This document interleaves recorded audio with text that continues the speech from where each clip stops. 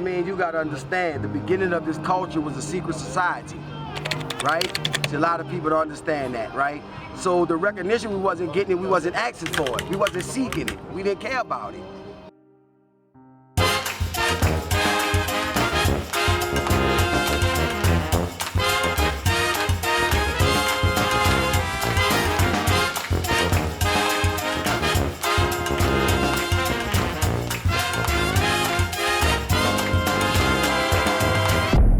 Because of the way that I learned, you know, and I was taught that, you know, we didn't do this for a profit.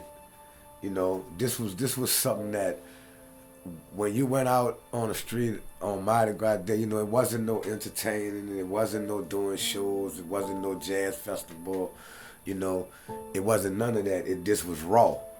You know what I'm saying? You see books and all that come. No, none of them books is on us. Now y'all got a statue with Toot in Montana. You know what I'm saying? That's nice, but what about all the other 150 chiefs that died that don't have a statue? You know what I mean? There's a whole bunch of them that wear a suit that's not Indian. Let me back up a little bit and say this, right?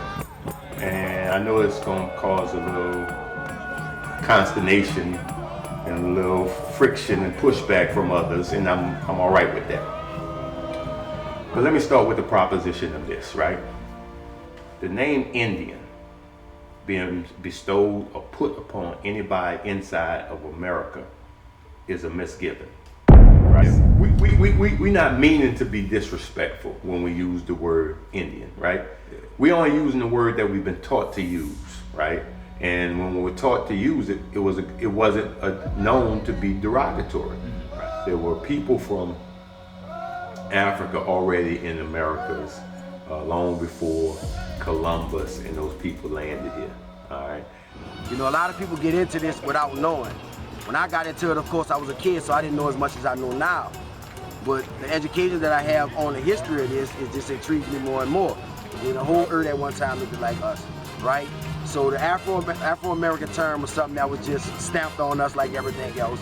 Everything was native. This was here already. Because we're not just black masking Indians, like it was really black Indians. Yeah. The majority of Indians were black. They show you the people in the cowboy movies that they dressed up like Indians. They don't go back and show you the real pictures. You know, all that was demolished. That was a part of war back in those days. They wasn't just killing the people, the black people. They was killing and burning the towns. They wanted the documents to be gone. When it came to New Orleans, when it came to Louisiana, we as a race really put this state on the map because we brought culture here. We had drums over there before they knew what a damn drum was in Europe, whenever they decided to call United States, United States. It's no different than watching the Apache, the real Apache Native Americans, like they do their ceremonial thing every spring and summer in Arizona and New Mexico, versus those people over there in Ethiopia doing something. Yeah, I feel as though it's a great thing. In Africa, they dance. They, you know, spiritual dancing, and still talk about that. And we know American society only shows certain aspects of Africa. You know, they never show you the real Africa. We always got to be little starving children with the big belly and the bugs flying on us. That's the mentality they want us to have. So I'm not going back over there. You know what I'm saying? So that ain't something we just thought up. We just was reaching back to what we had already done. Once you realize, you know, Dubai and places like that, that's all Africa. That's the richest place in the world. They don't have no title. And if I had a title, I wouldn't say mastering Indian, New Orleans Mardi Gras Indian. I'd say we black, and I don't use the word black. But when I say about New Orleans, I say we of New Orleans. We're not New Orleans Indians. See, New Orleans claims us as Mardi Gras, they're Indian. New Orleans Mardi Gras Indian. What I tell you, you belong to New Orleans, right? So that's not the truth. In the city cultural piece, they realize the cultural value of this Mardi Gras Indian thing. Folks come from all over the world, come to Jazz Fest to see. Folks come from all over the world, you know, French Quarter set, but you see this intricate artwork that, you know, and they come. So from an economic standpoint, the city realized that. our culture is under attack from gentrification. They're raping the culture. They make millions off it, but we don't. Because there's a whole lot of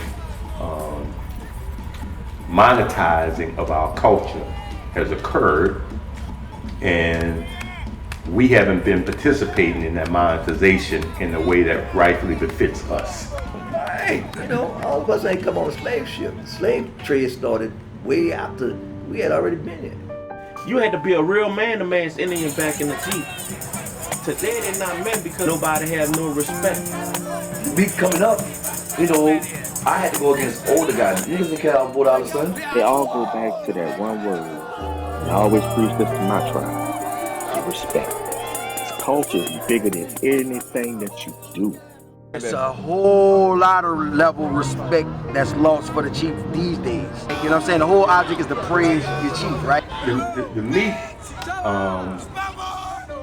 historically, in my opinion, has been about complete domination. So you have two tribes who are coming up the street, and they see each other, and now it's time to get ready for battle. Right? Now it's time to get ready to show the other tribe that your tribe is better than their tribe, and your chief, the big chief, is better than their chief. The meat now is way different. I'm talking about way different from how we did it back then. That's when the spy-born always controlled the meat. The spy-born and spy-boy never met face to face. They always was back from each other, playing Indian, throwing signals. There was at least 2-3 cars linked away from each other, you know, and monkey shining. When you met another Indian, first of all, you played by blocks. You didn't run up on another Indian. The only time you got close to another Indian is when you got ready to shake their hand and cut them loose. You're not getting that spirit no more. Now, Indian was based on that spirit. The guys making suits so large now that they can't play Indian. That's the piece I miss. Now, when it comes to playing Indian, it's a lot different, right? It's basically an art form that's lost. And a whole tribe had to the point where back in the days that you just joined, you couldn't wear a crown. You had to earn a feather. You see, today everybody want to come one day and their crown way to the ceiling. Once you make that suit, you don't glorify it. You know what I'm saying? The spy boy, he has an apron, a car hood on. He can't play. Now you got somebody who know how to play the ran over. They want to fight. If you want me to be honest with you, I don't care about your suit. So in other words, anybody can learn how to sew, anybody can learn how to draw, anybody can wear a costume. Shit, you could put on a Mickey Mouse costume, but you ain't Mickey Mouse. For real, the money thing, when this money thing came along in this thing, bro, that messed our culture. That's the main factor there. You know, my dad used to always tell me that he was like, you know, this is something that can't be bought. Like, you know what I'm saying? People stepping on each other's feet for shows, for pecans and pennies. That's why we can't really get to where we need to be when it comes to commerce and being recognized and being appreciated. The first thing you have to do is have respect for your chief and your other Indians. You gotta have respect for this culture. Because if you don't respect your chief, how you gonna respect the culture? If you don't respect the other Indians that's in your tribe, how you gonna respect the culture?